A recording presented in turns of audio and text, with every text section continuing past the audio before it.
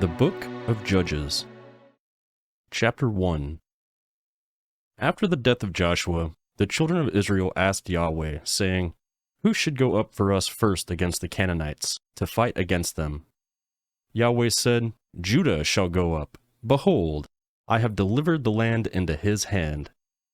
Judah said to Simeon, his brother, "Come with me into my lot, that we may fight against the Canaanites, and likewise I will go with you into your lot." So Simeon went with him.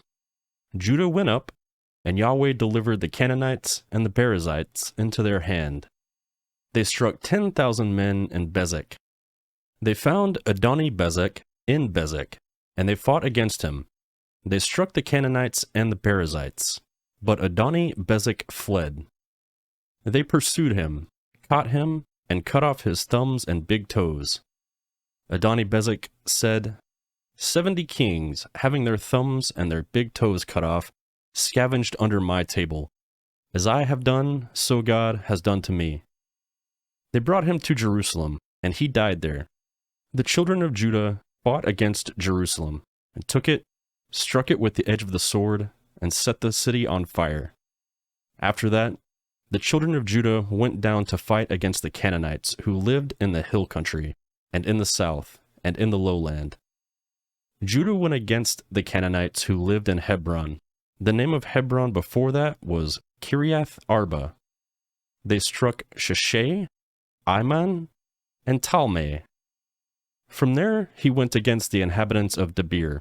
The name of Debir before that was Kiriath Sefer.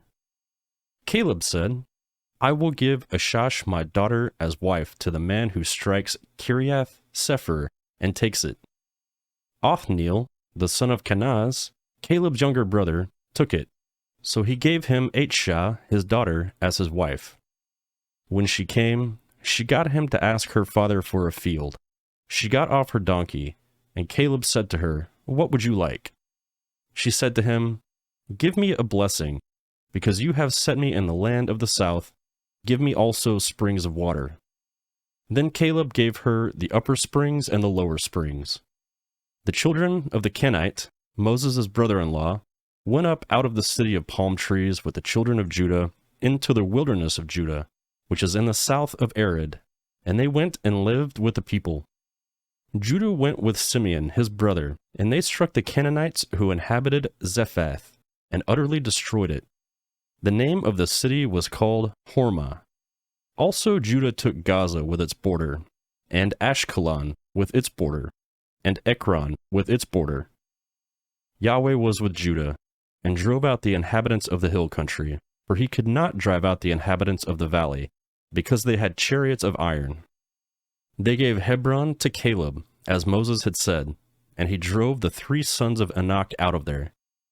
The children of Benjamin didn't drive out the Jebusites who inhabited Jerusalem, but the Jebusites dwell with the children of Benjamin in Jerusalem to this day. The house of Joseph also went up against Bethel, and Yahweh was with them. The house of Joseph sent to spy out Bethel. The name of the city before that was Luz. The watchers saw a man come out of the city, and they said to him, "Please show us the entrance into the city, and we will deal kindly with you." He showed them the entrance to the city, and they struck the city with the edge of the sword. But they let the man and all his family go. The man went into the land of the Hittites, built a city, and called its name Luz, which is its name to this day. Manasseh didn't drive out the inhabitants of Beth Shean and its towns, nor Tanakh and its towns, nor the inhabitants of Dor and its towns, nor the inhabitants of Eblim and its towns, nor the inhabitants of Megiddo and its towns, but the Canaanites would dwell in that land. When Israel had grown strong, they put the Canaanites to forced labor, and didn't utterly drive them out. Ephraim didn't drive out the Canaanites who lived in Gezer, but the Canaanites lived in Gezer among them.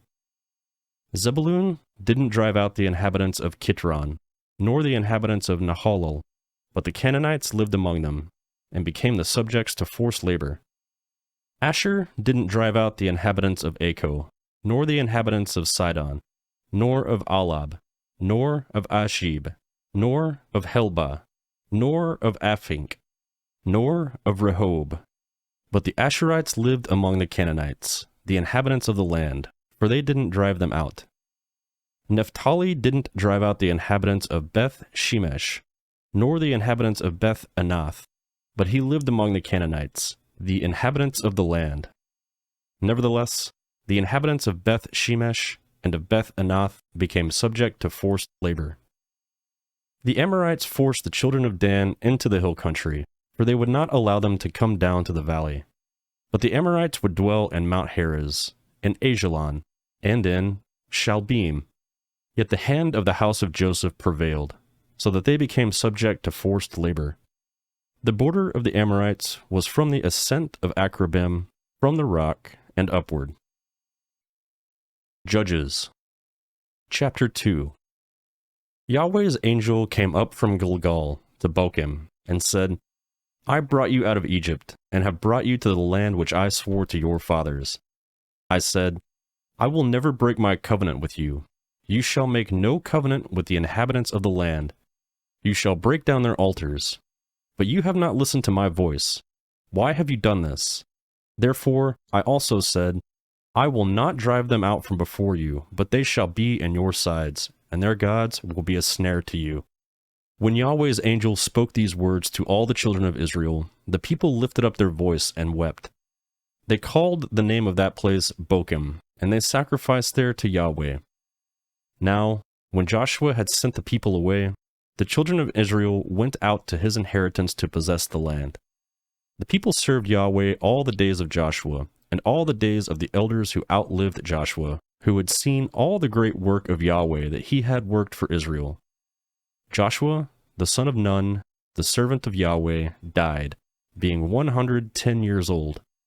They buried him in the border of his inheritance in Timnath-Heres, in the hill country of Ephraim, on the north of the mountain of Gash. After all that generation were gathered to their fathers, another generation arose from them who didn't know Yahweh, nor the work which he had done for Israel. The children of Israel did that which is evil in Yahweh's sight, and served the Baals. They abandoned Yahweh, the God of their fathers, who brought them out of the land of Egypt, and followed other gods, of the gods of the people who were around them, and bowed themselves down to them, and they provoked Yahweh to anger. They abandoned Yahweh, and served Baal, and the Ashtaroth. Yahweh's anger burned against Israel, and he delivered them into the hands of raiders who plundered them. He sold them into the hands of their enemies all around, so that they could no longer stand before their enemies. Wherever they went out, Yahweh's hand was against them for evil, as Yahweh had spoken, and as Yahweh had sworn to them, and they were very distressed. Yahweh raised up judges, who saved them out of the hand of those who plundered them. Yet they didn't listen to their judges, for they prostituted themselves to other gods, and bowed themselves down to them. They quickly turned away from the way in which their fathers walked, obeying Yahweh's commandments. They didn't do so. When Yahweh raised up judges for them, then Yahweh was with the judge, and saved them out of the hands of their enemies all the days of the judge. For it grieved Yahweh because of their groaning, by reason of those who oppressed them and troubled them. But when the judge was dead, they turned back, and dealt more corruptly than their fathers in the following of gods to serve them and to bow to them. They didn't cease what they were doing, or give up their stubborn ways.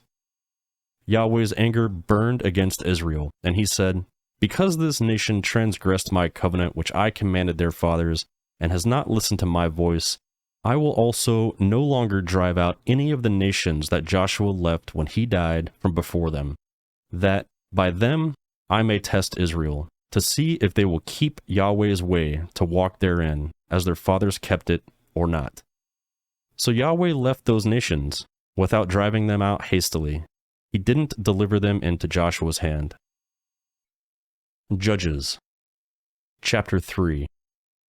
Now these nations which Yahweh left to test Israel by them, even as many as had not known all the wars of Canaan, only that the generations of the children of Israel might know, to teach them war, at least those who knew nothing of it before. The 5 lords of the Philistines, all the Canaanites, the Sidonians, and the Hivites, who lived on Mount Lebanon, from Mount Baal Hermon to the entrance of Hamath. They were left to test Israel by them, to know whether they would listen to Yahweh's commandments, which he commanded their fathers by Moses. The children of Israel lived among the Canaanites, the Hittites, and the Amorites, and the Perizzites, and the Hivites, and the Jebusites. They took their daughters to be their wives, and gave their own daughters to their sons, and served their gods. The children of Israel did that which was evil in Yahweh's sight, and forgot Yahweh their God, and served the Baals and the Ashtaroth. Therefore Yahweh's anger burned against Israel, and he sold them into the hand of Cushan-Rishathaim, king of Mesopotamia. And the children of Israel served Cushan-Rishathaim 8 years. When the children of Israel cried to Yahweh, Yahweh raised up a savior to the children of Israel, who saved them, even Othniel, the son of Kenaz, Caleb's younger brother. Yahweh's spirit came on him, and he judged Israel, and he went out to war. And Yahweh delivered Cushan-Rishathaim, king of Mesopotamia, into his hand. His hand prevailed against Cushan-Rishathaim. The land had rest 40 years. Then Othniel, the son of Kenaz, died. The children of Israel again did that which is evil in Yahweh's sight, and Yahweh strengthened Eglon, the king of Moab, against Israel, because they had done that which was evil in Yahweh's sight. He gathered the children of Ammon and Amalek to himself, and he went and struck Israel, and they possessed the city of palm trees. The children of Israel served Eglon, the king of Moab, 18 years. But when the children of Israel cried to Yahweh, Yahweh raised up a savior for them, Ehud, the son of Gera, the Benjamite, a left-handed man. The children of Israel sent tribute by him to Eglon, the king of Moab. Ehud made himself a sword which had 2 edges, a cubit in length, and he wore it under his clothing on his right thigh. He offered the tribute to Eglon, king of Moab. Now Eglon was a very fat man. When Ehud had finished offering the tribute, he sent away the people who carried the tribute, but he himself turned back from the stone idols that were by Gilgal, and said, I have a secret message for you, O king. The king said, Keep silence. All who stood by him left. Ehud came to him, and he was sitting by himself alone in the cool upper room. Ehud said, I had a message from God to you. He arose out of his seat. Ehud put his left hand and took the sword from his right thigh and thrust it into his body. The handle also went in after the blade, and the fat closed on the blade, for he didn't draw the sword out of his body, and it came out behind.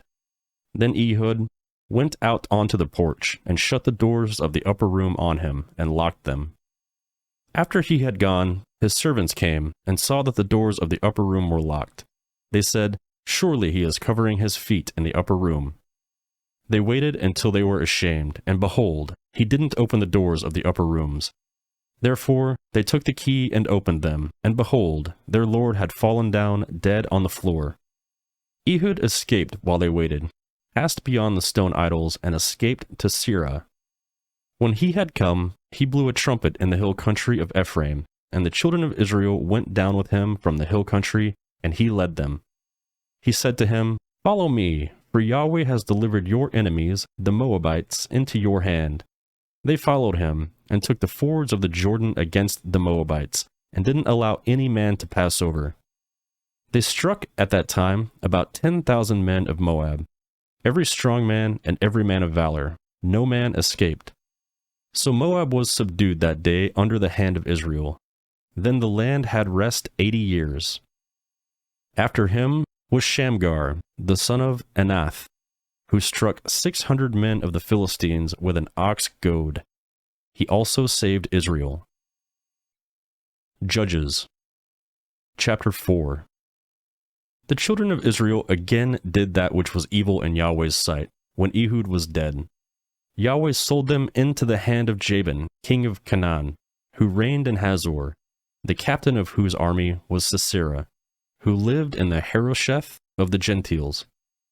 The children of Israel cried to Yahweh, for he had 900 chariots of iron, and he mightily oppressed the children of Israel for 20 years. Now Deborah, a prophetess, the wife of Lapidoth, judged Israel at the time. She lived under Deborah's palm tree between Ramah and Bethel in the hill country of Ephraim, and the children of Israel came up to her for judgment. She sent back and called Barak, the son of Abinoam, out of Kadesh, Naphtali, and said to him, Hasn't Yahweh, the God of Israel, commanded, Go and lead the way of Mount Tabor, and take with you 10,000 men of the children of Naphtali, and the children of Zebulun. I will draw to you to the river of Kishon, Sisera, the captain of Jabin's army, with his chariots and his multitude, and I will deliver him into your hand. Barak said to her, If you will go with me, then I will go, but if you will not go with me, I will not go. She said, I will surely go with you. Nevertheless, the journey that you take won't be for your honor, for Yahweh will sell Sisera into a woman's hand. Deborah rose and went with Barak to Kadesh. Barak called Zebulun and Naphtali together to Kadesh. 10,000 men followed him, and Deborah went up with him. Now Heber, the Kenite, had separated himself from the Kenites, even from the children of Hobab, Moses' brother-in-law, and had pitched his tent as far as the oak in Zananim, which is by Kadesh. They told Sisera that Barak, the son of Abinoam, had gone up to Mount Tabor. Sisera gathered together all his chariots, even 900 chariots of iron, and all the people who were with him, from Harosheth of the Gentiles to the river Kishon. Deborah said to Barak, Go, for this is the day in which Yahweh has delivered Sisera into your hand. Hasn't Yahweh gone out before you? So Barak went down from Mount Tabor, and 10,000 men after him. Yahweh confused Sisera and all his chariots and all his army with the edge of the sword from Barak.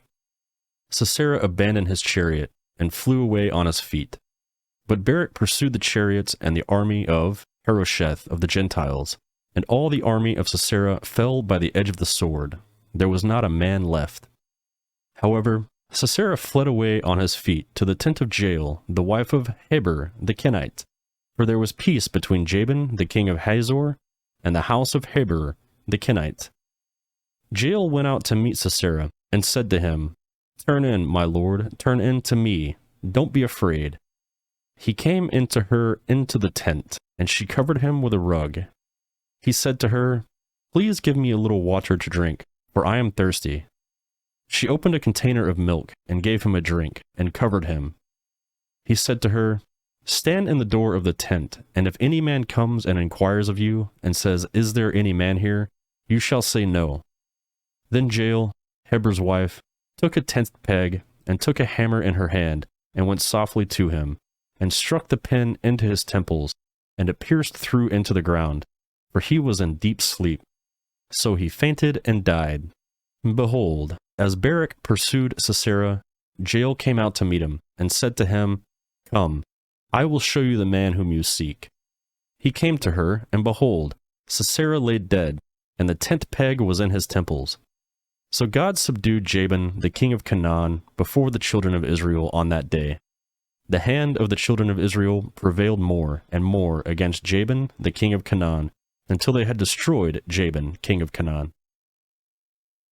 Judges Chapter 5. Then Deborah and Barak, the son of Abinoam, sang on that day, saying, Because the leaders took the lead in Israel, because the people offered themselves willingly, be blessed, Yahweh. Hear, your kings, give ear, your princes. I, even I, will sing to Yahweh. I will sing praise to Yahweh, the God of Israel. Yahweh, when you went out of Seir, when you marched out of the field of Edom, the earth trembled, the sky also dropped. Yes, the clouds dropped water. The mountains quaked at Yahweh's presence, even Sinai at the presence of Yahweh, the God of Israel. In the days of Shamgar, the son of Anath, in the days of Jael, the highways were unoccupied. The travelers walked through byways. The rulers ceased in Israel. They ceased until I, Deborah, arose. Until I arose, a mother in Israel. They choose new gods. Then war was in the gates. Was there a shield or spear seen among 40,000 in Israel? My heart is toward the governors of Israel, who offered themselves willingly among the people. Bless Yahweh. Speak, you who ride on white donkeys, who sit on rich carpets, and who walk by the way. Far from the noise of archers and the places of drawing water, there they will rehearse Yahweh's righteous acts, the righteous acts of his rule in Israel. Then Yahweh's people went down to the gates. Awake, awake, Deborah! Awake, awake, and utter a song. Arise, Barak, and lead away your captives, you son of Abinam. Then a remnant of the nobles of the people came down. Yahweh came down for me against the mighty. Those whose root is in Amalek came out of Ephraim. After you, Benjamin, among your people. Governors come down out of Machir. Those who handle the marshal's staff came out of Zebulun. The princes of Issachar were with Deborah. As was Issachar, so was Barak. They rushed into the valley at his feet. By the water courses of Reuben there was great resolves of the heart. Why did you sit among the sheepfolds, to hear the whistling of the flocks? At the water courses of Reuben there was a great searching of heart. Gilead lived beyond the Jordan. Why did Dan remain in ships? Asher sat still at the haven of the sea, and lived by his creeks. Zebulun was a people that jeopardized their lives to death. Naphtali also, on the high places of the field. The kings came and fought. Then the kings of Canaan fought at Tanakh by the waters of Megiddo. They took no plunder of silver. From the sky the stars fought. From their course they fought against Sisera. The river Kishon swept them away, that ancient river, the river Kishon. My soul, march on with strength. Then the horse hooves stamped because of the prancing of their strong ones. Curse Meroz, said Yahweh's angel. Curse bitterly its inhabitants, because they didn't come to help Yahweh against the mighty. Jael shall be blessed above women, the wife of Heber the Kenite. Blessed shall she be above the women in the tent. He asked for water, she gave him milk. She brought him butter in the lordly dish. She put her hand to the tent peg, and her right hand to the workman's hammer. With the hammer she struck Sisera. She struck through his head.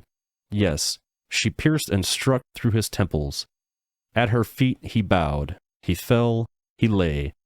At her feet he bowed. He fell. Where he bowed, there he fell down dead. Through the window she looked out, and cried. Sisera's mother looked through the lattice. Why is his chariot so long in coming? Why do the wheels of his chariot wait? Her wise ladies answered her. Yes, she returned answer to herself. Have they not found? Have they not divided the plunder? A lady, 2 ladies to every man. To Sisera a plunder of dyed garments. A plunder of dyed garments embroidered. Of dyed garments embroidered on both sides, on the necks of the plunder. So let all your enemies perish, Yahweh, but let those who love him be as the sun when it rises in its strength. Then the land had rest 40 years. Judges. Chapter 6. The children of Israel did that which was evil in Yahweh's sight, so Yahweh delivered them into the hand of Midian 7 years. The hand of Midian prevailed against Israel, and because of Midian, the children of Israel made themselves the dens which are in the mountains, the caves, and the strongholds. So it was, when Israel had sown, that the Midianites, the Amalekites, and the children of the east came up against them. They encamped against them and destroyed the increase of the earth, until you come to Gaza. They left no sustenance in Israel, and no sheep, ox, or donkey, for they came up with their livestock and their tents. They came in as locusts for multitude. Both they and their camels were without number, and they came into the land to destroy it. Israel was brought very low because of Midian, and the children of Israel cried to Yahweh. When the children of Israel cried to Yahweh because of Midian, Yahweh sent a prophet to the children of Israel, and he said to them, Yahweh, the God of Israel says, I brought you up from Egypt, and brought you out of the house of bondage. I delivered you out of the hand of the Egyptians, and out of the hand of all who oppressed you, and drove them out from before you, and gave you their land. I said to you, I am Yahweh, your God. You shall not fear the Amorites, in whose land you dwell, but you have not listened to my voice. Yahweh's angel came and sat under the oak, which was in Ophrah, that belonged to Joash, the Abzerite. His son Gideon was beating out wheat in the winepress, to hide it from the Midianites. Yahweh's angel appeared to him, and said to him, Yahweh is with you, you mighty man of valor. Gideon said to him, Oh, my Lord, if Yahweh is with us, why then has all this happened to us? Where are all his wondrous works which our fathers told us of, saying, Didn't Yahweh bring us up from Egypt?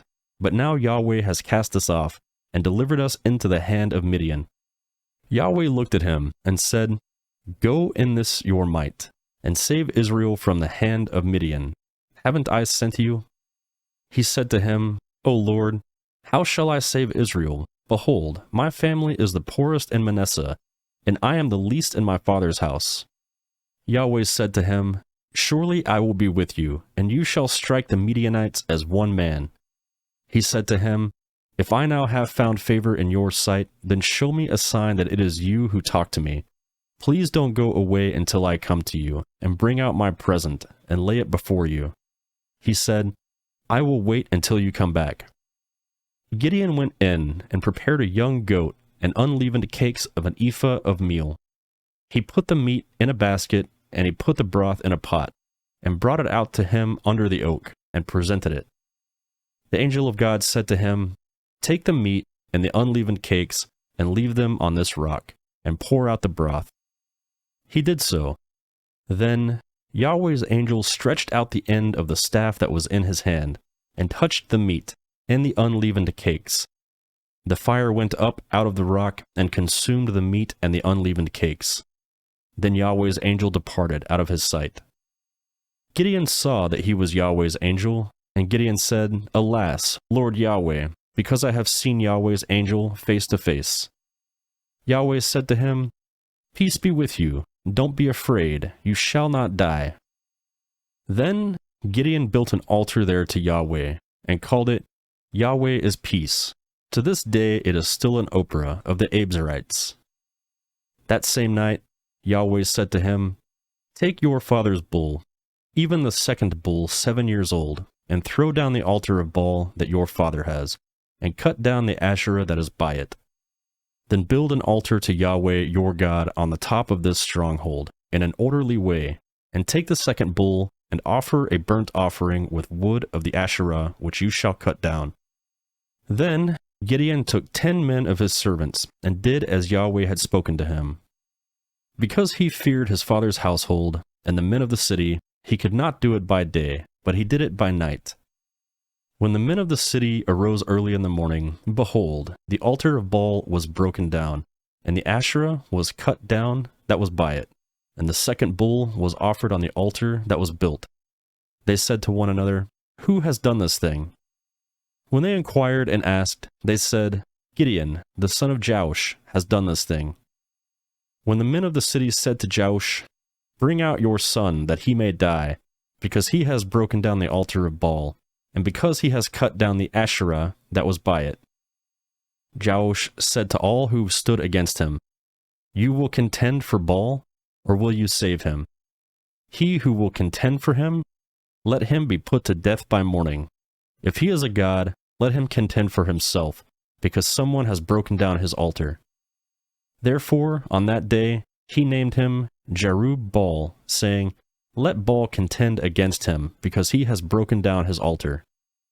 Then all the Midianites and all the Amalekites and the children of the east assembled themselves together, and they passed over and encamped in the valley of Jezreel.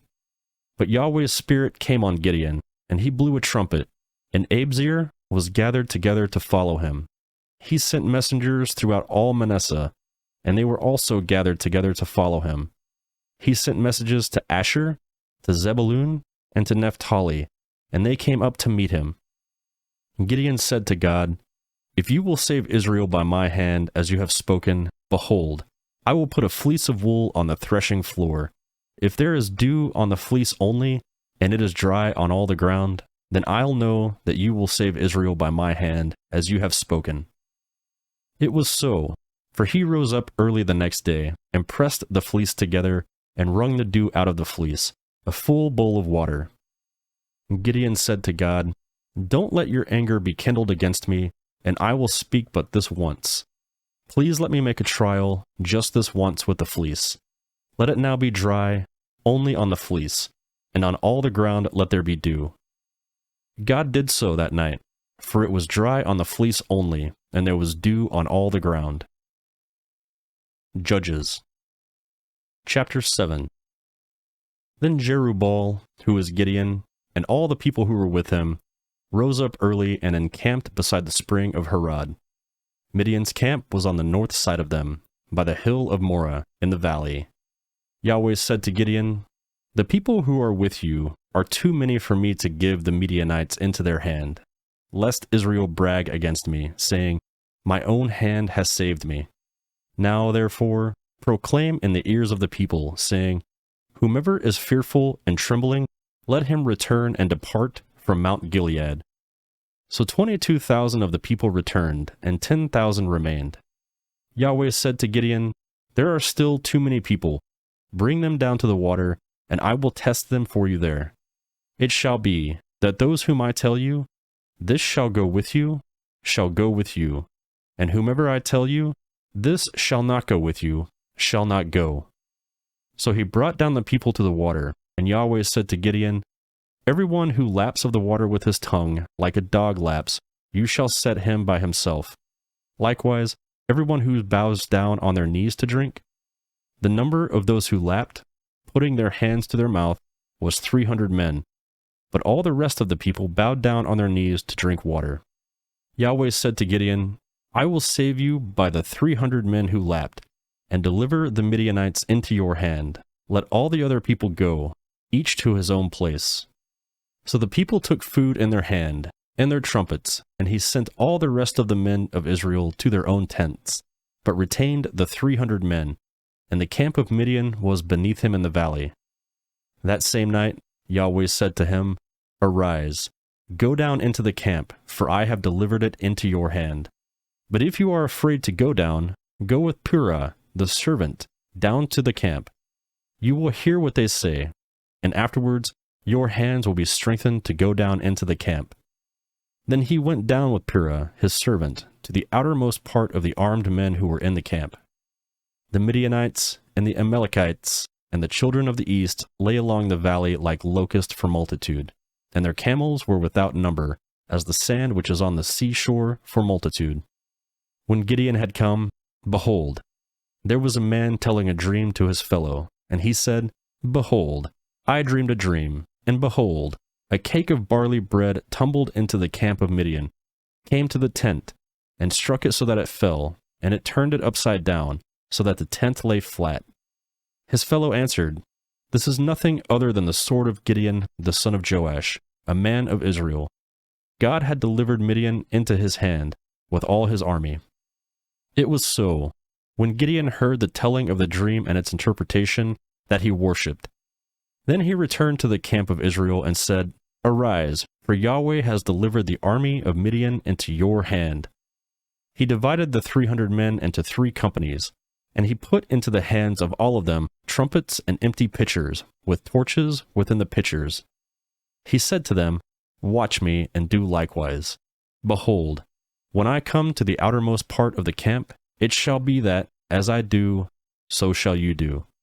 When I blow the trumpet, I and all who are with me, then blow the trumpets also on every side of the camp, and shout, 'For Yahweh and for Gideon.'"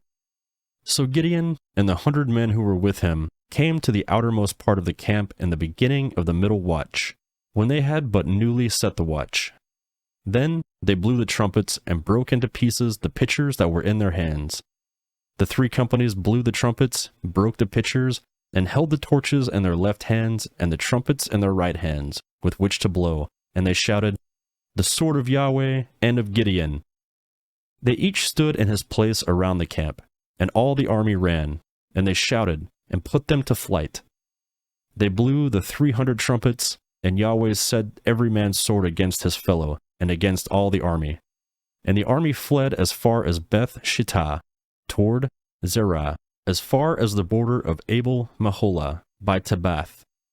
The men of Israel were gathered together out of Naphtali, out of Asher, and out of all Manasseh, and pursued Midian. Gideon sent messengers throughout all the hill countries of Ephraim, saying, Come down against Midian, and take the waters before them as far as Beth Barah, even the Jordan. So all the men of Ephraim were gathered together, and took the waters as far as Beth Barah, even the Jordan. They took the 2 princes of Midian, Oreb and Zeb.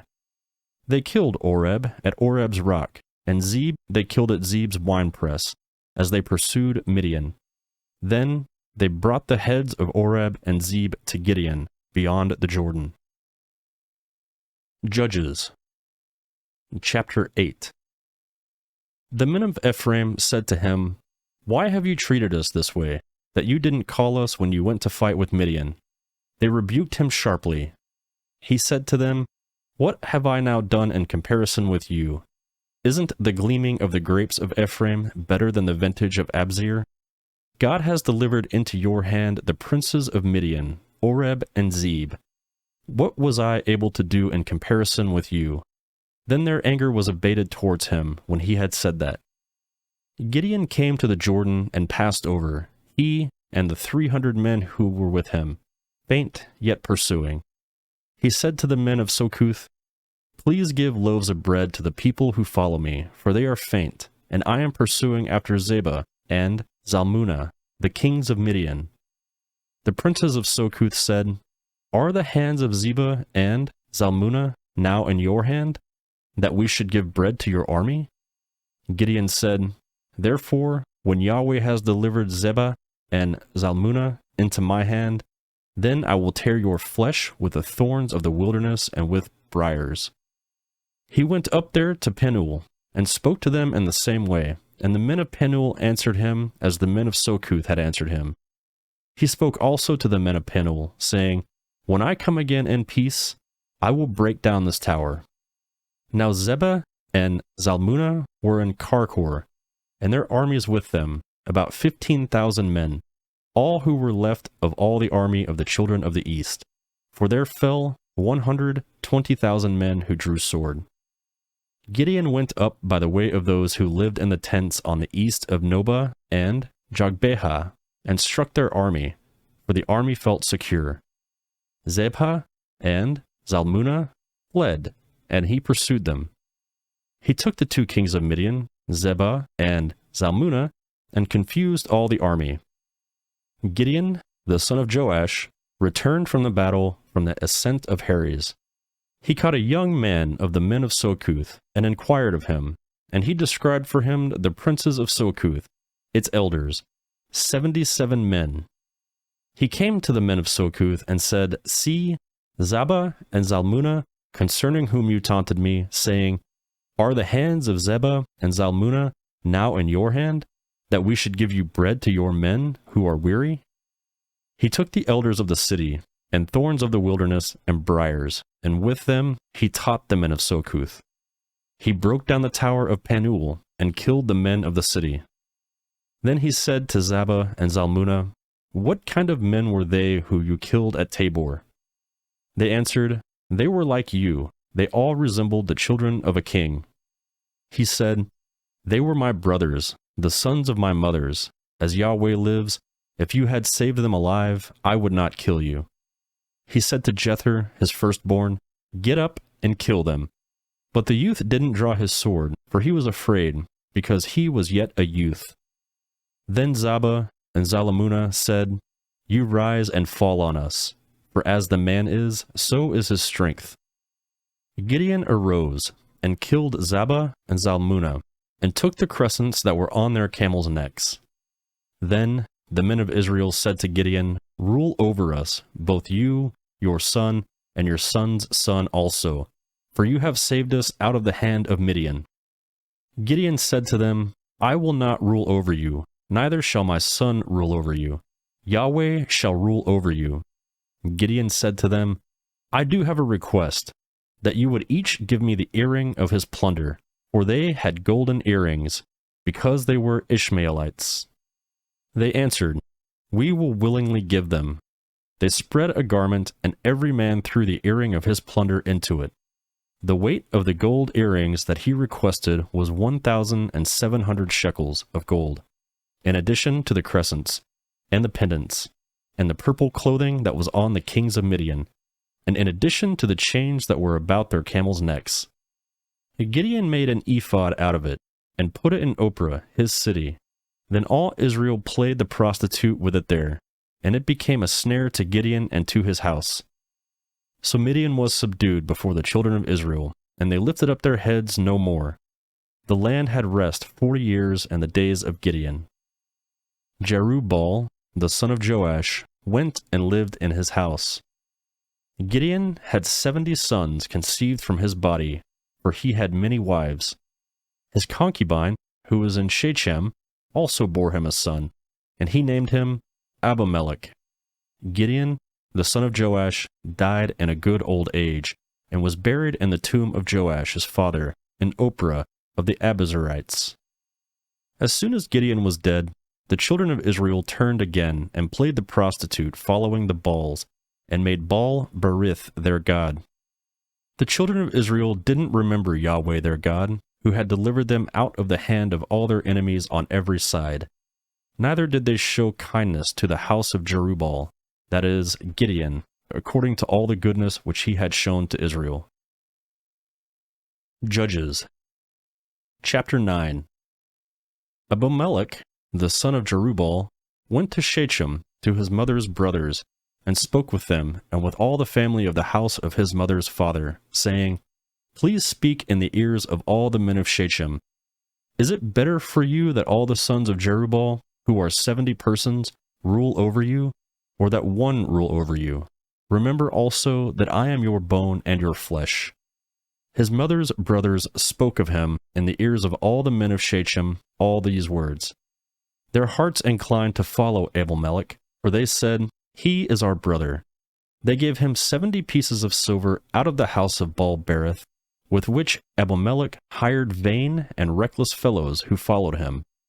He went to his father's house at Ophrah, and killed his brothers, the sons of Jerubbaal, being 70 persons, on one stone.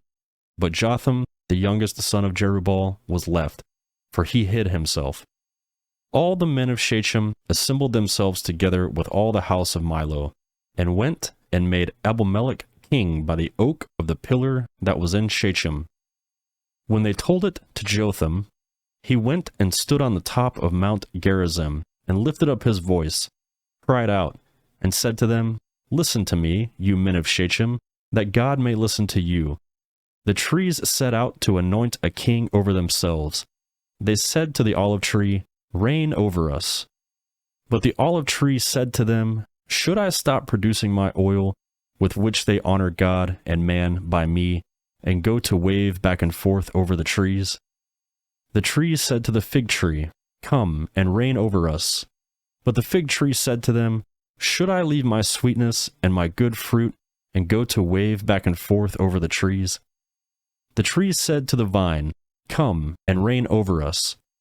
The vine said to them, Should I leave my new wine, which cheers God and man, and go to wave back and forth over the trees? Then all the trees said to the bramble, Come and reign over us. The bramble said to the trees, If in truth you anoint me king over you, then come and take refuge in my shade, and if not, let fire come out of the bramble and devour the cedars of Lebanon.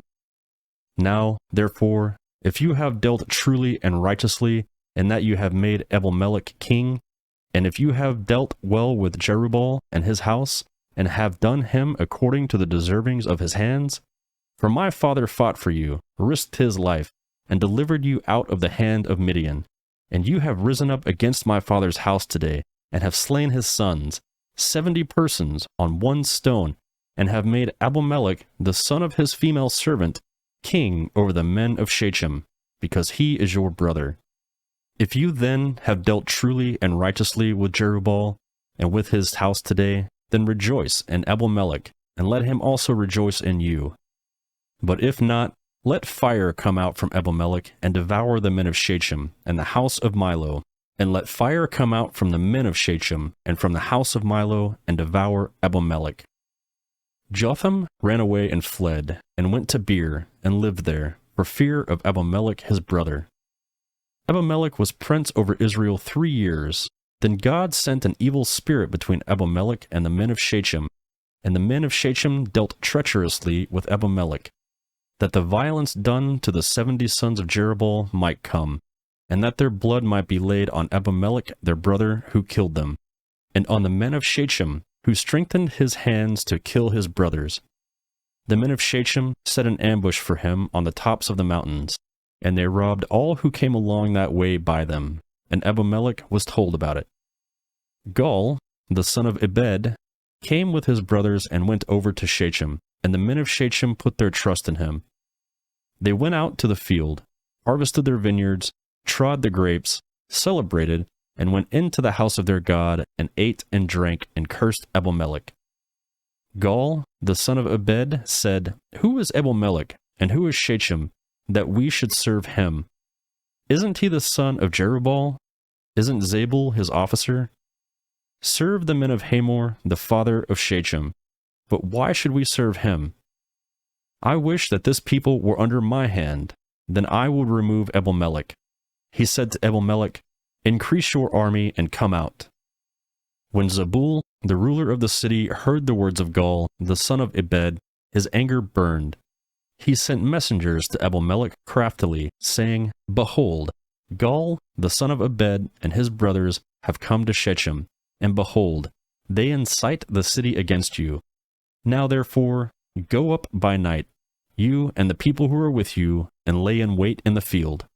It shall be that in the morning, as soon as the sun is up, you shall rise early, and rush on to the city. Behold, when he and the people who were with him come out against you, then you may do to them as you shall find occasion.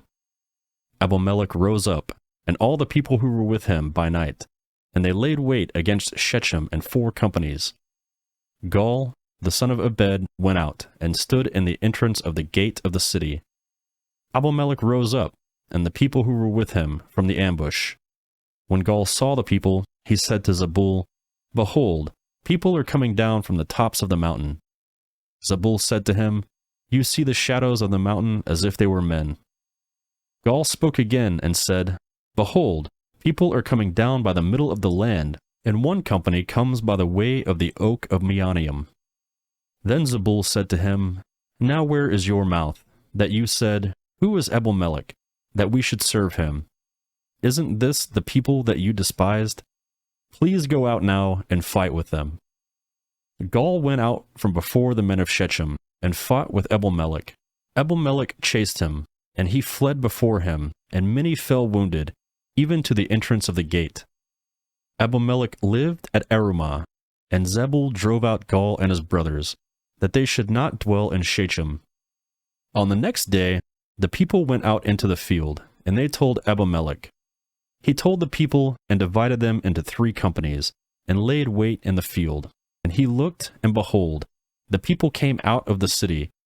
So he rose up against them and struck them. Abimelech and the companies that were with him rushed forward, and stood in the entrance of the gate of the city.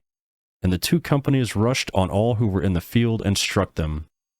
Abimelech fought against the city all that day, and he took the city and killed the people in it. He beat down the city and sowed it with salt.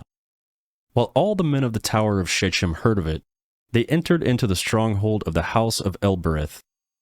Abimelech was told that all the men of the tower of Shechem were gathered together. Abimelech went up to Mount Zalmon, he and all the people who were with him. Abimelech took an axe in his hand, and cut down a bough from the trees, and took it up, and laid it on his shoulder. Then he said to the people who were with him, What you have seen me do, make haste, and do as I have done. All the people, likewise, each cut down his bough, and followed Abimelech, and put them at the base of the stronghold, and set the stronghold on fire over them, so that all the people of the tower of Shechem died also, about 1,000 men and women. Then Abimelech went to Thebez, and encamped against Thebez, and took it. But there was a strong tower within the city, and all the men and women of the city fled there, and shut themselves in, and went up to the roof of the tower. Abimelech came to the tower and fought against it, and came near to the door of the tower to burn it with fire. A certain woman cast an upper millstone on Abimelech's head and broke his skull. Then he called hastily to the young man, his armor-bearer, and said to him, "Draw your sword and kill me, that men may not say of me, 'A woman has killed him.'" His young man thrust him through, and he died. When the men of Israel saw that Abimelech was dead, they each departed to his place. Thus God repaid the wickedness of Abimelech, which he did to his father in killing his 70 brothers. And God repaid all the wickedness of the men of Shechem on their heads, and the curse of Jotham the son of Jerubbaal came on them. Judges Chapter 10. After Abimelech, Tola the son of Puah, the son of Dodo, a man of Issachar, arose to save Israel. He lived in Shamir in the hill country of Ephraim. He judged Israel 23 years and died, and was buried in Shamir. After him, Jair, a Gileadite, arose. He judged Israel 22 years. He had 30 sons who rode on the 30 donkey colts. They had 30 cities, which were called Havoth Jair to this day, which are in the land of Gilead. Jair died and was buried in Kaman. The children of Israel again did that which was evil in Yahweh's sight, and served the Baals, the Ashtaroth, the gods of Syria, the gods of Sidon, the gods of Moab, the gods of the children of Ammon, and the gods of the Philistines. They abandoned Yahweh and didn't serve him. Yahweh's anger burned against Israel, and he sold them into the hand of the Philistines and into the hand of the children of Ammon. They troubled and oppressed the children of Israel that year. For 18 years they oppressed all the children of Israel that were beyond the Jordan and the land of the Amorites, which is in Gilead. The children of Ammon passed over the Jordan to fight also against Judah and against Benjamin and against the house of Ephraim, so that Israel was very distressed.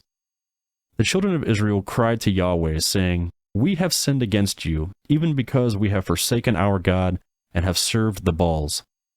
Yahweh said to the children of Israel, "Didn't I save you from the Egyptians, and from the Amorites, from the children of Ammon, and from the Philistines? The Sidonians also, and the Amalekites, and the Moabites oppressed you, and you cried to me, and I saved you out of their hand. Yet you have forsaken me, and served other gods. Therefore I will save you no more. Go and cry to the gods which you have chosen. Let them save you in the time of your distress." The children of Israel said to Yahweh, "We have sinned. Do to us whatever seems good to you. Only deliver us, please, today." They put away the foreign gods from among them, and served Yahweh, and his soul was grieved by the misery of Israel. Then the children of Ammon were gathered together and encamped in Gilead. The children of Israel assembled themselves together and encamped in Mizpah. The people, the princes of Gilead, said to one another, "Who is this man who will begin to fight against the children of Ammon? He shall be head over all the inhabitants of Gilead." Judges Chapter 11. Now Jephthah the Gileadite was a mighty man of valor. He was the son of a prostitute. Gilead became the father of Jephthah. Gilead's wife bore him sons. When his wife's sons grew up, they drove Jephthah out and said to him, "You will not inherit in our father's house, for you are the son of another woman." Then Jephthah fled from his brothers and lived in the land of Tob. Outlaws joined up with Jephthah, and they went out with him. After a while, the children of Ammon made war against Israel. When the children of Ammon made war against Israel, the elders of Gilead went to get Jephthah out of the land of Tob. They said to Jephthah, "Come and be our chief, that we may fight with the children of Ammon."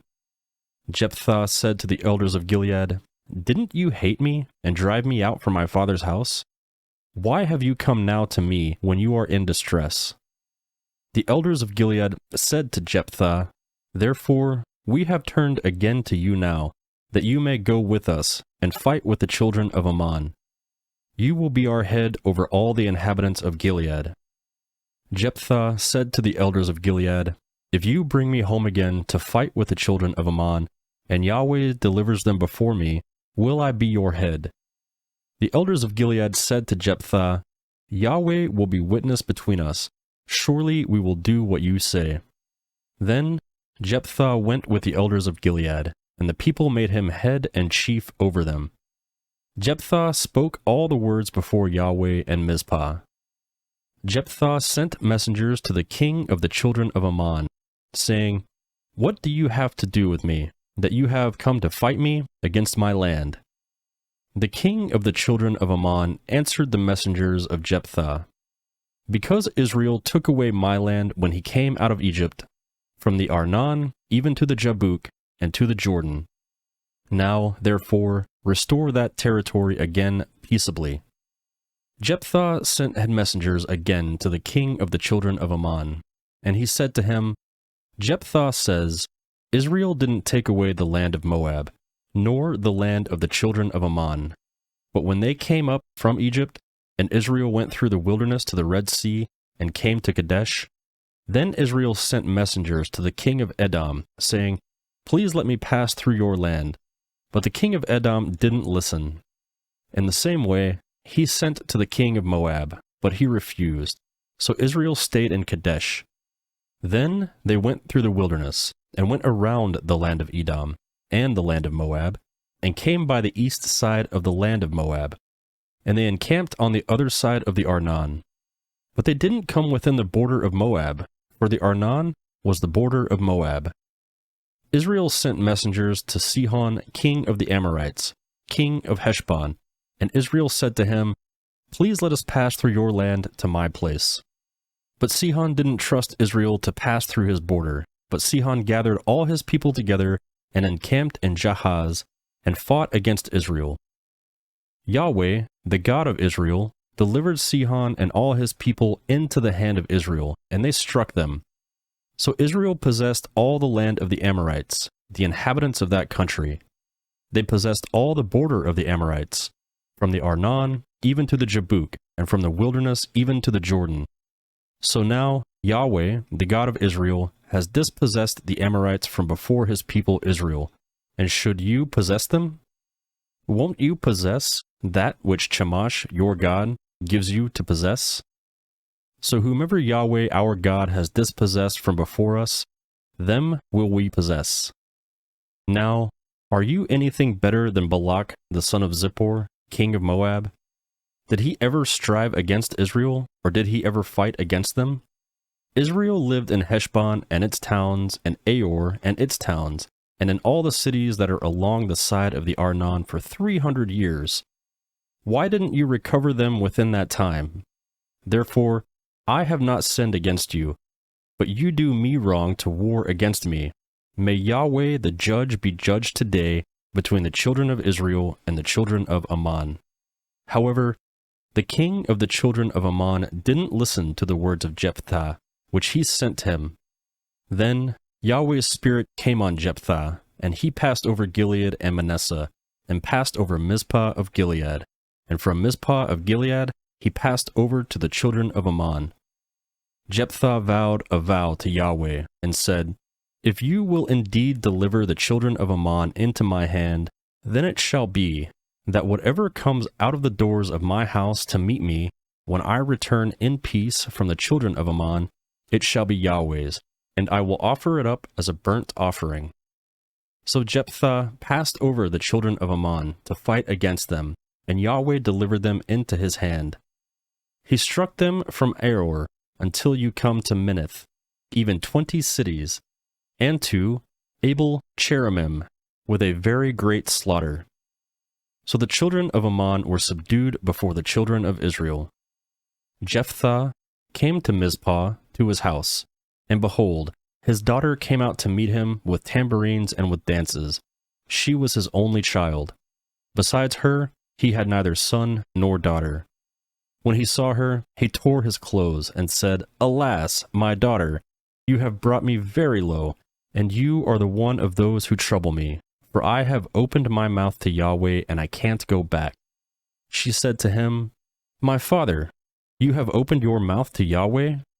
Do to me according to that which has proceeded out from your mouth, because Yahweh has taken vengeance for you on your enemies, even on the children of Ammon." Then she said to her father, "Let this thing be done for me. Leave me alone 2 months, that I may depart and go down to the mountains and bewail my virginity, I and my companions." He said, "Go." He sent her away for 2 months, and she departed, she and her companions, and mourned her virginity in the mountains. At the end of the 2 months, she returned to her father, who did with her according to his vow which he had vowed. She was a virgin.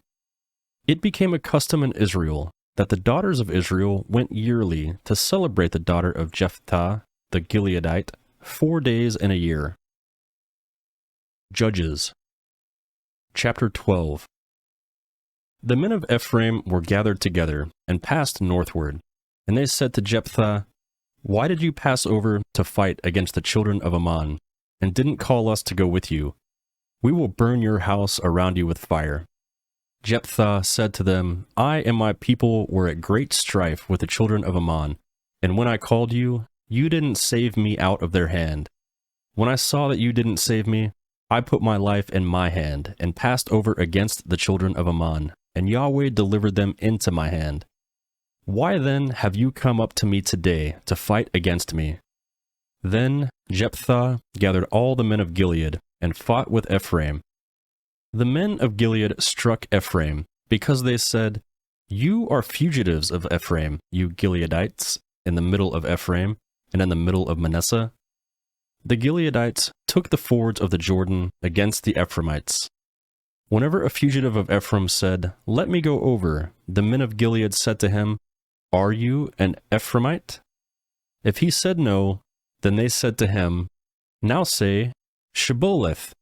And he said, "Sibboleth," for he couldn't manage to pronounce it correctly, when they seized him and killed him at the fords of the Jordan. At the time, 42,000 of Ephraim fell. Jephthah judged Israel 6 years. Then Jephthah the Gileadite died and was buried in the cities of Gilead. After him, Ibzan of Bethlehem judged Israel. He had 30 sons. He sent his 30 daughters outside of his clan, and he brought in 30 daughters from outside his clan for his sons. He judged Israel 7 years. Ibzan died and was buried at Bethlehem. After him, Elon the Zebulunite judged Israel, and he judged Israel 10 years. Elon the Zebulunite died and was buried in Haijalon, in the land of Zebulun. After him, Abdon, the son of Hillel, the Parathonite, judged Israel. He had 40 sons and 30 sons' sons who rode on 70 donkey colts. He judged Israel 8 years. Abdon, the son of Hillel, the Parathonite, died, and was buried on Parathon in the land of Ephraim, in the hill country of the Amalekites. Judges. Chapter 13. The children of Israel again did that which was evil in Yahweh's sight, and Yahweh delivered them into the hand of the Philistines 40 years. There was a certain man of Zorah, of the family of the Danites, whose name was Manoah, and his wife was barren and childless. Yahweh's angel appeared to the woman and said to her, "See now, you are barren and childless, but you shall conceive and bear a son. Now, therefore, please be aware, and drink no wine nor strong drink, and don't eat any unclean thing. For, behold, you shall conceive and give birth to a son. No razor shall come on his head, for the child shall be a Nazirite to God from the womb. He shall begin to save Israel out of the hand of the Philistines." Then the woman came and told her husband, saying, "A man of God came to me, and his face was like the face of an angel of God, very awesome. I didn't ask him where he was from, neither did he tell me his name.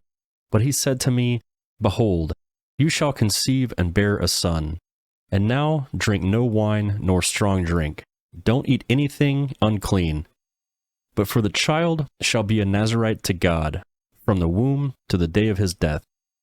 Then Manoah entreated Yahweh and said, O Lord, please let the man of God whom you sent come again to us, and teach us what we should do to the child who shall be born. God listened to the voice of Manoah, and the angel of God came again to the woman as she sat in the field. But Manoah, her husband, wasn't with her. The woman hurried and ran and told her husband, saying, Behold, the man who came to me that day has appeared to me. Manoah arose and followed his wife, and came to the man, and said to him, Are you the man who spoke to my wife? He said, I am. Manoah said, Now let your words happen. What shall the child's way of life and mission be? Yahweh's angel said to Manoah, Of all that I said to the woman, let her beware. She may not eat of anything that comes of the vine, neither let her drink wine nor strong drink, nor eat any unclean thing. Let her observe all that I commanded her. Manoah said to Yahweh's angel, Please stay with us, that we may make a young goat ready for you. Yahweh's angel said to Manoah, Though you detain me, I won't eat your bread. If you will prepare a burnt offering, you must offer it to Yahweh. For Manoah didn't know that he was Yahweh's angel. Manoah said to Yahweh's angel, What is your name, that when your words happen, we may honor you? Yahweh's angel said to him, Why do you ask me about my name, since it is incomprehensible? So Manoah took the young goat with the meal offering and offered it on the rock to Yahweh. Then the angel did an amazing thing as Manoah and his wife watched. For when the flame went up toward the sky off of the altar, Yahweh's angel ascended in the flame of the altar. Manoah and his wife watched, and they fell over on their faces to the ground. But Yahweh's angel didn't appear to Manoah or to his wife any more. Then Manoah knew that he was Yahweh's angel. Manoah said to his wife, We shall surely die, because we have seen God. But his wife said to him, If Yahweh were pleased to kill us, he wouldn't have received a burnt offering and a meal offering at our hand. He wouldn't have shown us all these things, nor would he have told us such things as these at this time. The woman bore a son, and named him Samson. The child grew, and Yahweh blessed him. Yahweh's spirit began to move him in Mahanadan, between the Zorah and the Eshtaol. Judges Chapter 14. Samson went down to Timnah, and saw a woman in Timnah of the daughters of the Philistines. He came up, and told his father and his mother, saying, I have seen a woman in Timnah of the daughters of the Philistines. Now, therefore, get her for me as a wife.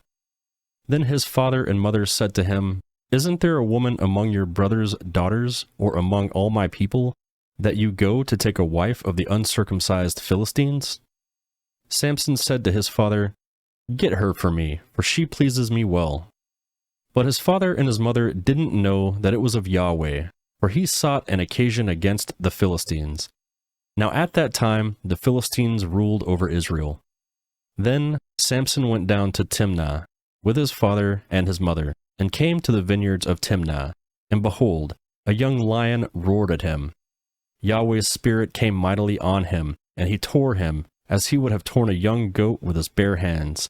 But he didn't tell his father or his mother what he had done. He went down and talked with the woman, and she pleased Samson well. After a while he returned to take her, and he went over to see the carcass of the lion, and behold, there was a swarm of bees in the body of the lion, and honey. He took it into his hands, and went on, eating as he went. He came to his father and mother, and gave to them, and they ate. But he didn't tell them that he had taken the honey out of a lion's body. His father went down to the woman, and Samson made a feast there, for the young men used to do so. When they saw him, they brought 30 companions to be with him. Samson said to them, Let me tell you a riddle now. If you can tell me the answer within the 7 days of the feast, and find it out, then I will give you 30 linen garments and 30 changes of clothing. But if you can't tell me the answer, then you shall give me 30 linen garments and 30 changes of clothing. They said to him, Tell us your riddle, that we may hear it. And he said of them, Out of the eater come the food, out of the strong came out sweetness. They couldn't in 3 days declare the riddle. On the 7th day they said to Samson's wife, Entice your husband, that he may declare us the riddle, lest we burn you and your father's house with fire. Have you called us to impoverish us? Isn't that so? Samson's wife wept before him and said, You just hate me and don't love me. You've told a riddle to the children of my people and haven't told it to me. He said to her, Behold, I haven't told my father or my mother, so why should I tell you? She wept before him the 7 days, while their feast lasted, and on the 7th day he told her, because she pressed him severely, and she told the riddle to the children of her people. The men of the city said to him on the 7th day before the sun went down, What is sweeter than honey? What is stronger than a lion? He said to them, If you hadn't plowed with my heifer, you wouldn't have found out my riddle. Yahweh's spirit came mightily on him, and he went down to Ashkelon and struck 30 men of them. He took their plunder, then gave the changes of clothing to those who declared the riddle. His anger burned, and he went up to his father's house. But Samson's wife was given to his companion, who had been his friend. Judges Chapter 15. But after a while, in the time of wheat harvest, Samson visited his wife with a young goat. He said, I will go into my wife's room. But her father wouldn't allow him to go in. Her father said, I most certainly thought that you utterly hated her. Therefore, I gave her to your companion. Isn't her younger sister more beautiful than she? Please take her instead. Samson said to them, This time I will be blameless in the case of the Philistines when I harm them. Samson went and caught 300 foxes, and took torches, and turned tail to tail, and put a torch in the middle between every 2 tails. When he had set the torches on fire, he let them go into the standing grain of the Philistines, and burned up both the shocks and the standing grain, and also the olive groves. Then the Philistines said, Who has done this? They said, Samson, the son-in-law of the Temanite, because he has taken his wife and given her to his companion. The Philistines came up and burned her and her father with fire. Samson said to them, If you behave like this, surely I will take revenge on you, and after that I will cease. He struck them hip and thigh with a great slaughter, and he went down and lived in the cave in Etam's rock. Then the Philistines went up, and camped in Judah, and spread themselves in Lehi. The men of Judah said, Why have you come up against us? They said, We have come up to bind Samson, to do to him what he has done to us. Then 3,000 men of Judah went down to the cave in Etam's rock, and said to Samson, Don't you know that the Philistines are rulers over us? What then is that you have done to us? He said to them, As they did to me, so I have done to them. They said to him, We have come down to bind you, that we may deliver you into the hand of the Philistines. Samson said to them, Swear to me that you will not attack me yourselves. They spoke to him, saying, No, but we will bind you securely and deliver you into their hands. But surely we will not kill you. They bound him with 2 new ropes and brought him up from the rock. When he came to Lehi, the Philistines shouted as they met him. Then Yahweh's spirit came mightily on him, and the ropes that were on his arms became as flax that was burned with fire, and his bands dropped from his hands. He found a fresh jawbone of a donkey, put out his hand, and took it, and struck 1,000 men with it. Samson said, With the jawbone of a donkey, heaps on heaps. With the jawbone of a donkey I have struck 1,000 men. When he had finished speaking, he threw the jawbone out of his hand, and that place was called Rameth Lehi. He was very thirsty, and called on Yahweh, and said, You have given this great deliverance by the hand of your servant, and now shall I die of thirst, and fall into the hands of the uncircumcised? But God split the hollow place that is in Lehi, and water came out of it. When he had drunk, his spirit came again, and he revived. Therefore its name was called En Hakor, which is in Lehi to this day. He judged Israel 20 years in the days of the Philistines. Judges. Chapter 16. Samson went to Gaza, and saw there a prostitute, and went in to her. The Gazites were told, "Samson is here." They surrounded him, and laid wait for him all night in the gate of the city, and were quiet all night, saying, "Wait until morning light, then we kill him."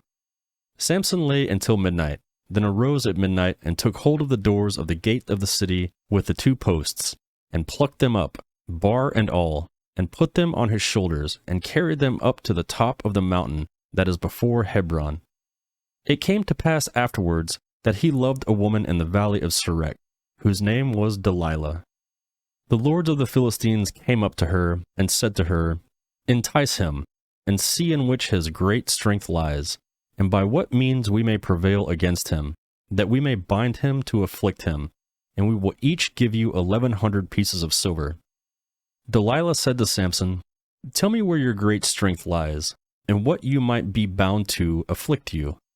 Samson said to her, "If they bind me with 7 green cords that were never dried, then I shall become weak, and be as any other man." Then the lords of the Philistines brought her up 7 green cords which had not been dried, and she bound him with them. Now she had an ambush waiting in the inner room. She said to him, "The Philistines are on you, Samson." He broke the cords as a flax thread is broken when it touches the fire, so his strength was not known. Delilah said to Samson, "Behold, you have mocked me, and told me lies. Now please tell me how you might be bound." He said to her, "If they only bind me with new ropes with which no work has been done, then shall I become weak, and be as another man." So Delilah took new ropes and bound him with them, and then said to him, "The Philistines are on you, Samson." The ambush was waiting in the inner room. He broke them off his arms like a thread. Delilah said to Samson, "Until now you have mocked me and told me lies. Tell me with what you might be bound." He said to her, "If you weave the 7 locks of my head with a fabric on the loom." She fastened it with the pin, and said to him, "The Philistines are on you, Samson." He awakened out of his sleep, and plucked away the pin of the beam and the fabric. She said to him, "How can you say, 'I love you,' when your heart is not with me? You have mocked me these 3 times, and have not told me where your great strength lies." When she pressed him daily with her words and urged him, his soul was troubled to death. He told her all his heart, and said to her, "No razor has ever come to my head, for I have been a Nazirite to God from my mother's womb. If I am shaved, then my strength will go from me, and I will become weak, and be like any other man." When Delilah saw that he had told her all his heart, she went and called for the lords of the Philistines, saying, "Come up this once, for he has told me all his heart." Then the lords of the Philistines came up to her, and brought the money in their hand. She made him sleep on her knees, and she called for a man and shaved off the 7 locks of his head. And she began to afflict him, and his strength went from him. She said, "The Philistines are upon you, Samson." He awoke out of his sleep, and said, "I will go out as at other times, and shake myself free." But he did not know that Yahweh departed from him. The Philistines laid hold on him, and put out his eyes, and they brought him down to Gaza, and bound him with fetters of bronze. And he ground at the mill in the prison. However, the hair of his head began to grow again after he was shaved. The lords of the Philistines gathered together to offer a great sacrifice to Dagon, their god, and to rejoice, for they said, "Our God has delivered Samson, our enemy, into our hand." When the people saw him, they praised their God, for they said, "Our God has delivered our enemy and the destroyer of our country, who has slain many of us, into our hand." When their hearts were merry, they said, "Call for Samson, that he may entertain us." They called for Samson out of the prison, and he performed before them. They set him between the pillars, and Samson said to the boy who held him by the hand, "Allow me to fill the pillars on which the house rests, that I may lean on them." Now the house was full of men and women, and all the lords of the Philistines were there, and there were on the roof about 3,000 men and women, who saw while Samson performed. Samson called to Yahweh and said, Lord Yahweh, remember me, please, and strengthen me, please, only this once, God, that I may be at once avenged of the Philistines for my 2 eyes. Samson took hold of the 2 middle pillars on which the house rested and leaned on them, the one with his right hand and the other with his left. Samson said, Let me die with the Philistines. He bowed himself with all his might, and the house fell on the lords and on all the people who were in it. So the dead that he killed at his death were more than those who he killed in his life. Then his brothers and all the house of his father came down and took him, and brought him up and buried him between Zorah and Eshtaol, in the burial site of Manoah, his father. He judged Israel 20 years. Judges. Chapter 17. There was a man of the hill country of Ephraim, whose name was Micah. He said to his mother, The 1,100 pieces of silver that were taken from you, about which you uttered a curse, and also spoke it in my ears, behold, the silver is with me. I took it. His mother said, May Yahweh bless my son. He restored the 1,100 pieces of silver to his mother, and then his mother said, I most certainly dedicate the silver to Yahweh, from my hand for my son, to make a carved image and a molten image. Now therefore I will restore it to you. When he restored the money to his mother took 200 pieces of silver and gave them to a silversmith, who made a carved image and a molten image out of it. This was in the house of Micah. The man Micah had a house of gods, and he made an ephod and a teraphim, and consecrated one of his sons, who became his priest. In those days there was no king in Israel. Everyone did that which was right in his own eyes. There was a young man out of Bethlehem, Judah, of the family of Judah, who was a Levite, and he lived there. The man departed out of the city, out of Bethlehem, Judah, to live where he could find a place. And he came to the hill country of Ephraim, to the house of Micah. As he traveled, Micah said to him, Where did you come from? He said to him, I am a Levite of Bethlehem, Judah, and I am looking for a place to live. Micah said to him, Dwell with me, and be to me a father and a priest, and I will give you 10 pieces of silver per year, a suit of clothing, and your food. So the Levite went in. The Levite was content to dwell with the man, and the young man who was with him as one of his sons. Micah consecrated the Levite, and the young man became his priest, and was in the house of Micah. And then Micah said, Now I know that Yahweh will do good to me, since I have a Levite as my priest. Judges. Chapter 18. In those days there was no king in Israel.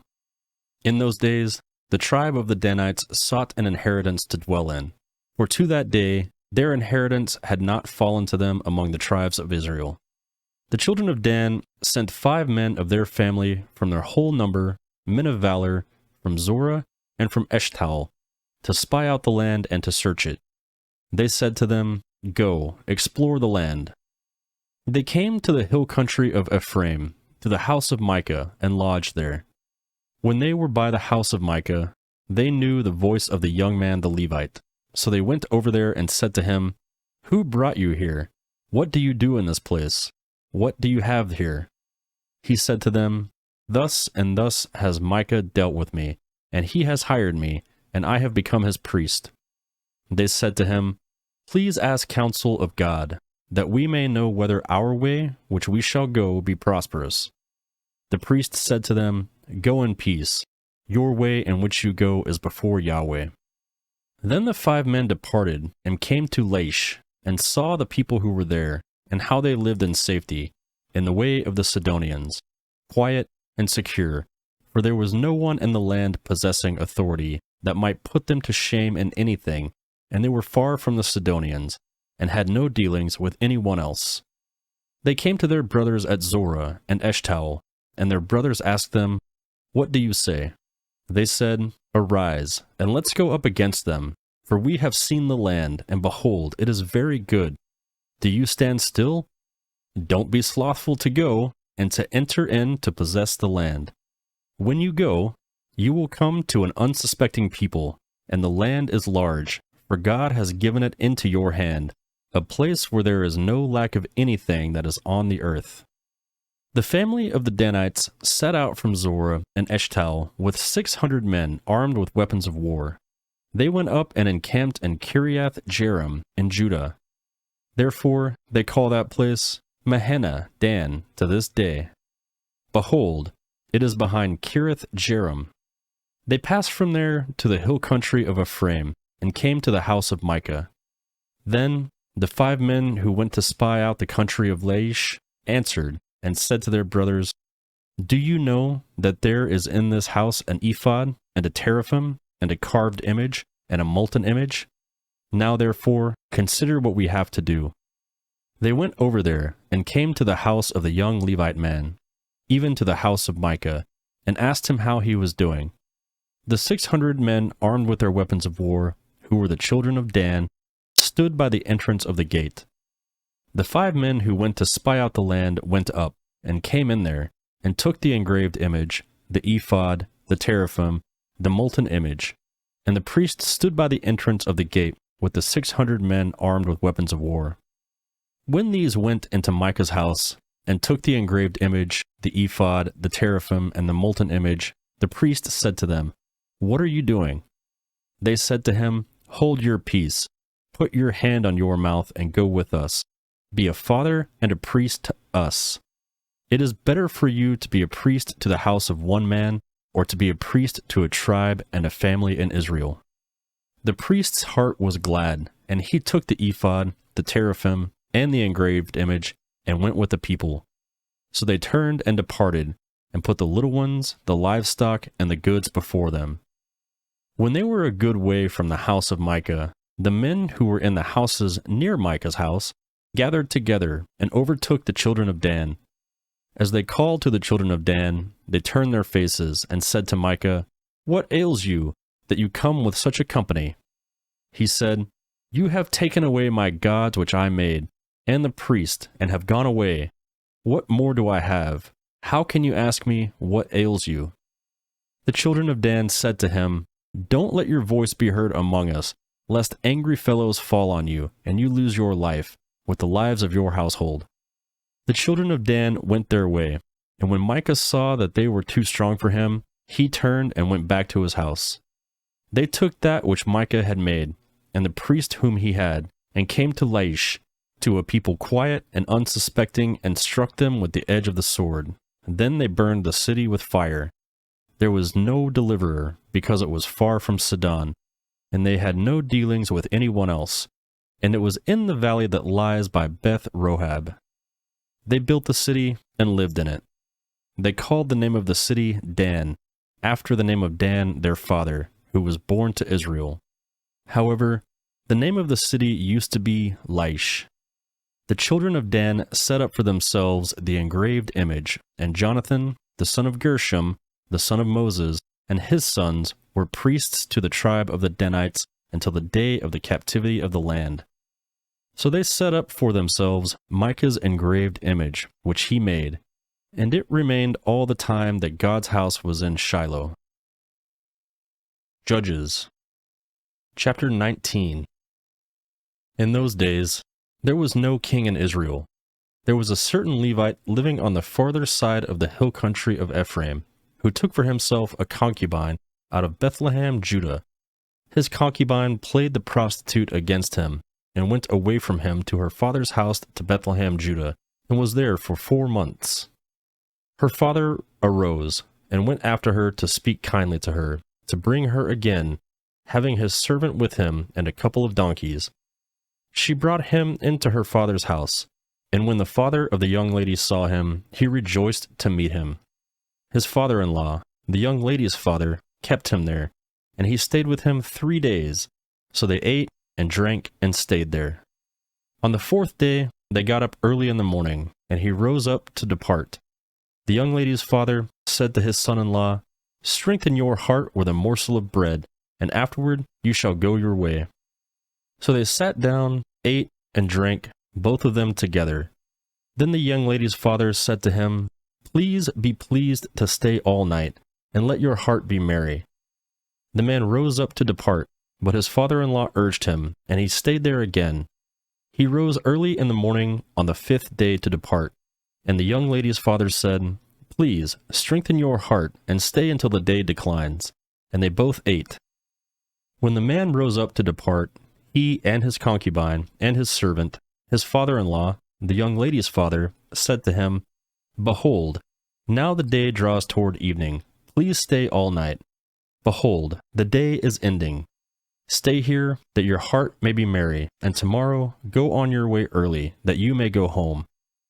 But the man wouldn't stay the night, but he rose up and went near Jebus, also called Jerusalem. With him were a couple of saddled donkeys. His concubine was also with him.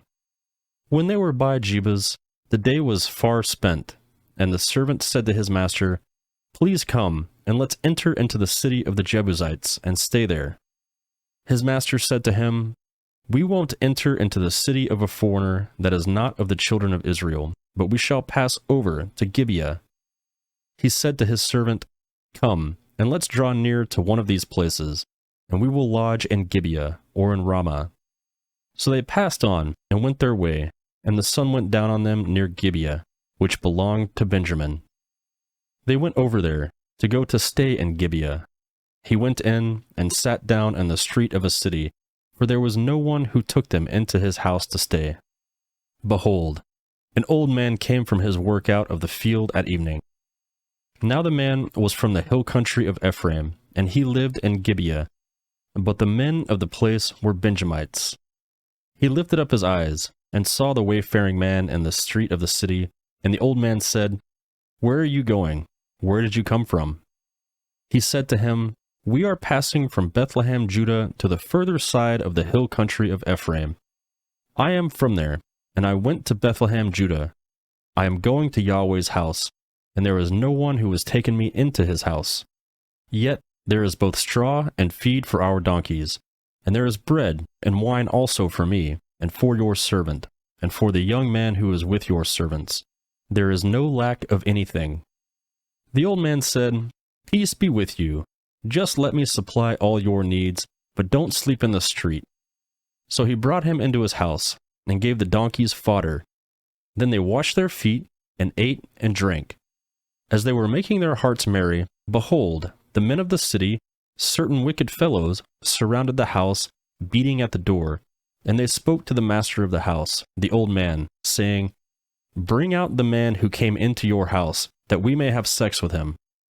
The man, the master of the house, went out to them, and said to them, "No, my brothers, please don't act so wickedly.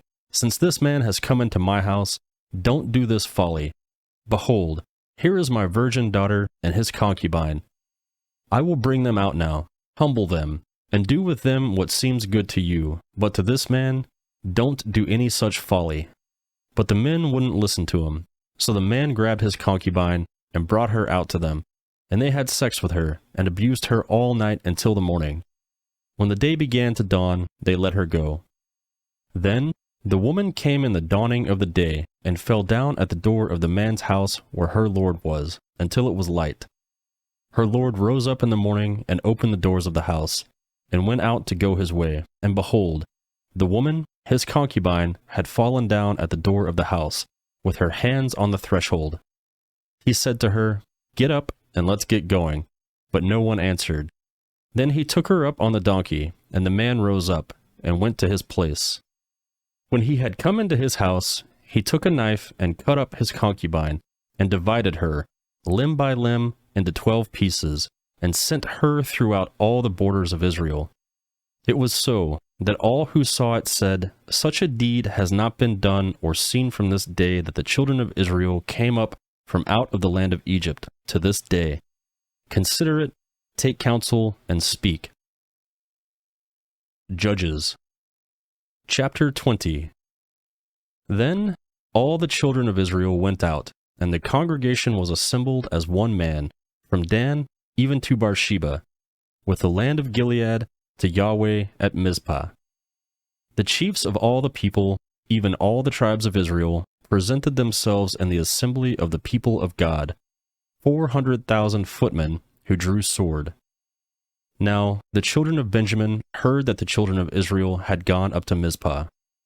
The children of Israel said, "Tell us, how did this wickedness happen?" The Levite, the husband of the woman who was murdered, answered, "I came into Geba, that belongs to Benjamin, I and my concubine, to spend the night. The men of Geba rose against me and surrounded the house by night. They intended to kill me, and they raped my concubine, and she is dead. I took my concubine and cut her in pieces and sent her throughout all the country of inheritance of Israel, for they have committed lewdness and folly in Israel. Behold, you children of Israel, all of you, give here your advice and counsel." All the people arose as one man, saying, "None of us will go to his tent, neither will any of us turn to his house. But now, this is the thing which we will do to Gibeah. We will go up against it by lot, and we will take 10 men of 100 throughout all the tribes of Israel, and 100 of 1,000, and 1,000 out of 10,000, to get food for the people, that they may do, when they come to Gilboa of Benjamin, according to all the folly that the men of Gibeah have done in Israel." So all the men of Israel were gathered against the city, knit together as one man. The tribes of Israel sent men throughout all the tribes of Benjamin, saying, "What wickedness is this that has happened among you? Now, therefore, deliver up the men, the wicked fellows who are in Gibeah, that we may put them to death and put away this evil from Israel." Benjamin would not listen to the voice of their brothers, the children of Israel. The children of Benjamin gathered themselves together out of the cities of Gibeah to go out to battle against the children of Israel. The children of Benjamin were counted on that day out of the cities 26,000 men who drew the sword, in addition to the inhabitants of Gibeah, who were counted 700 chosen men. Among all those soldiers, there were 700 chosen men who were left-handed. Every one of them could sling a stone at a hair and not miss. The men of Israel, besides Benjamin, were counted 400,000 men who drew sword. All of these were men of war. The children of Israel arose, went up to Bethel, and asked the counsel of God. They asked, "Who shall go up for us first in battle against the children of Benjamin?" Yahweh said, "Judah first." The children of Israel rose up in the morning and encamped against Gibeah. The men of Israel went out to battle against Benjamin, and the men of Israel set the battle in array against them at Gibeah. The children of Benjamin came out of Gibeah, and on that day destroyed 22,000 of the Israelite men down to the ground. The people, the men of Israel, encouraged themselves, and set the battle again in array in the place where they set themselves in array the first day. The children of Israel went up and wept before Yahweh until evening, and they asked Yahweh, saying, "Shall I again draw near to battle against the children of Benjamin, my brother?" Yahweh said, "Go up against them." The children of Israel came near against the children of Benjamin the second day. Benjamin went out against them out of Gibeah the second day, and destroyed down to the ground of the children of Israel again 18,000 men. All these drew the sword. Then all the children of Israel and all the people went up, and came to Bethel, and wept, and sat there before Yahweh, and fasted that day until evening. Then they offered burnt offering and peace offerings before Yahweh. The children of Israel asked Yahweh, for the ark of the covenant of God was there in those days, and Phinehas, the son of Eleazar, the son of Aaron, stood before it in those days, saying, "Shall I yet again go out to battle against the children of Benjamin, my brother, or shall I cease?" Yahweh said, "Go up, for tomorrow I will deliver him into your hand." Israel set ambushes all around Gibeah. The children of Israel went up against the children of Benjamin on the third day, and set themselves in array against Gibeah, as at other times. The children of Benjamin went out against the people, and were drawn away from the city, and they began to strike and kill of the people as at other times, in the highways, of which one goes up to Bethel, and the other to Gibeah, in the field, about 30 men of Israel. The children of Benjamin said, "They are struck down before us, as at the first." But the children of Israel said, "Let's flee, and draw them away from the city to the highways." All of the men of Israel rose up out of their place and set themselves in array at Baal Tamar. Then the ambushers of Israel broke out of their place, even out of Merah Geba. 10,000 chosen men out of all Israel came over against Gibeah, and the battle was severe, but they didn't know that disaster was close to them. Yahweh struck Benjamin before Israel, and the children of Israel destroyed of Benjamin that day 25,100 men. All these drew the sword. So the children of Benjamin saw that they were struck, for the men of Israel yielded to Benjamin because they trusted the ambushers whom they had set against Gibeah. The ambushers hurried and rushed on Gibeah, and then the ambushers spread out and struck all the city with the edge of the sword. Now the appointed sign between the men of Israel and the ambushers was that they should make a great cloud of smoke rise up out of the city. The men of Israel turned in the battle, and Benjamin began to strike and kill of the men of Israel about 30 persons, for they said, "Surely they are struck down before us, as in the first battle." But then the cloud began to rise up out of the city in a pillar of smoke. The Benjamites looked behind them, and behold, the whole city went up in smoke to the sky. The men of Israel turned, and the men of Benjamin were dismayed, for they saw that disaster had come on them. Therefore they turned their backs before the men of Israel to the way of the wilderness, but the battle followed hard after them, and those who came out of the cities destroyed them in the middle of it. They surrounded the Benjamites, chased them, and trod them down at their resting place, as far as near Gibeah toward the sunrise. 18,000 men of Benjamin fell. All these were men of valor. They turned and fled toward the wilderness to the rock of Rimmon. They gleaned 5,000 men of them in the highways, and followed hard after them to Gideon, and struck 2,000 of them, so that all who fell that day of Benjamin were 25,000 men who drew the sword. All these were men of valor, but 600 men turned and fled toward the wilderness to the rock of Rimmon, and stayed in the rock of Rimmon 4 months. The men of Israel turned again on the children of Benjamin, and struck them with the edge of the sword, including the entire city, the livestock, and all that they found. Moreover, they set all the cities which they found on fire. Judges Chapter 21. Now the men of Israel had sworn in Mizpah, saying, "None of us will give his daughter to Benjamin as a wife." The people came to Bethel, and sat there until evening before God, and lifted up their voices, and wept severely. They said, "Yahweh, the God of Israel, why has this happened in Israel, that there should be one tribe lacking in Israel today?" On the next day, the people rose early, and built an altar there, and offered burnt offerings and peace offering. The children of Israel said, "Who is there among us, all tribes of Israel, who didn't come up in the assembly to Yahweh?" For they had made a great oath concerning him who didn't come up to Yahweh to Mizpah, saying, "He shall surely be put to death." The children of Israel grieved for Benjamin their brother, and said, "There is one tribe cut off from Israel today. How shall we provide wives for those who remain, since we have sworn by Yahweh that we will not give them of our daughters to wives?" They said, "What one is there of the tribes of Israel who didn't come up to Yahweh to Mizpah? Behold, no one came from Jabesh Gilead to the camp of the assembly, for when the people were counted, behold, there were none of the inhabitants of Jabesh Gilead there. The congregation sent 12,000 of the most valiant men there, and commanded them, saying, Go and strike the inhabitants of Jabesh Gilead with the edge of the sword, and the women and the little ones. This is the thing that you shall do. You shall utterly destroy every male and every woman who is lain with a man."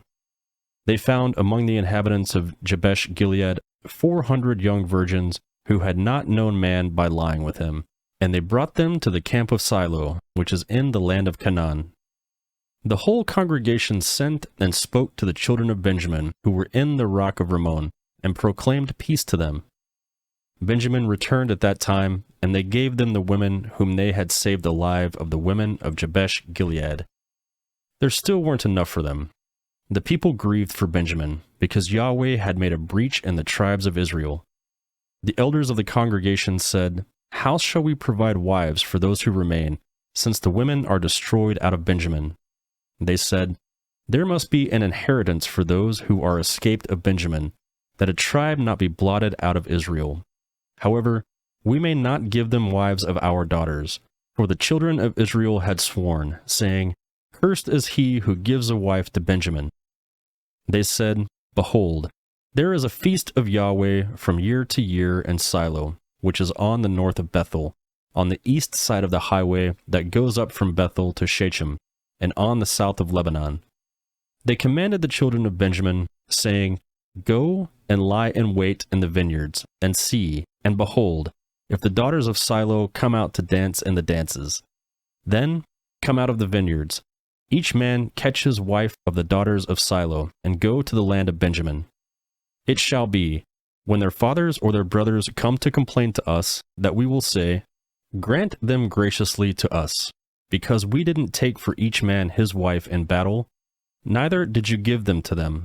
Otherwise, you would now be guilty. The children of Benjamin did so, and took wives for themselves according to their number, of those who danced, whom they carried off. They went and returned to their inheritance, built the cities, and lived in them. The children of Israel departed from there at that time, every man to his tribe and to his family, and they each went out from there to his own inheritance. In those days there was no king in Israel. Everyone did that which was right in his own eyes.